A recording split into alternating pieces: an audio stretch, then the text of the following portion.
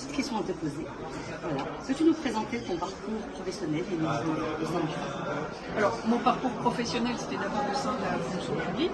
Donc, mon métier, c'est conservateur de bibliothèque, conservatrice des bibliothèques. J'ai travaillé en bibliothèque universitaire, essentiellement. Avant, j'ai été contractuelle dans l'enseignement.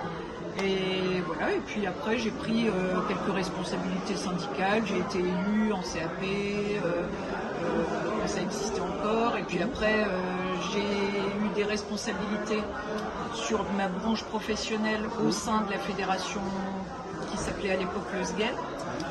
Et ensuite j'ai intégré l'exécutif de la fédération SGEL. Et puis rapidement, et j'ai toujours été intéressée par les questions plus générales sur la fonction publique. Et donc j'avais émis le souhait de pouvoir venir à l'UFA, ce qui a pu se faire. Et donc j'ai été élue à l'époque dans l'équipe du secrétariat général de l'UFA et j'en suis devenue la secrétaire générale en 2016. D'accord. Peux-tu nous parler des moments forts de l'UFA? Alors, des moments forts, il y en a eu par le passé, j'ai envie de dire, et ça fait le lien avec nos priorités revendicatives.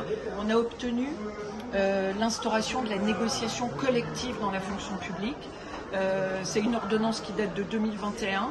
Depuis, on a pu mener plusieurs négociations et nous, on essaye toujours de joindre le fond et la méthode. Et donc, les sujets qu'on aimerait voir traités, bon, évidemment, il y a le salarial, mais c'est pas que le salarial strictement strict, c'est aussi les carrières, les parcours professionnels, l'ensemble des rémunérations, etc., sur lesquels on voudrait travailler et on voit bien l'importance que ça a dans la période. Et puis il y a d'autres sujets qui sont chers à la CFDT, celui par exemple des conditions de travail, celui de la qualité de vie au travail, les questions des transitions écologiques, transitions numériques, les questions d'égalité professionnelle entre les femmes et les hommes.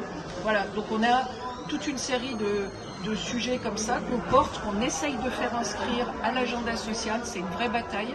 Et donc voilà, on est motivé avec les fédérations, avec la fédération Interco, mais les 9 autres fédérations qui font l'union qu'on est, et c'est une bataille de tous les instants.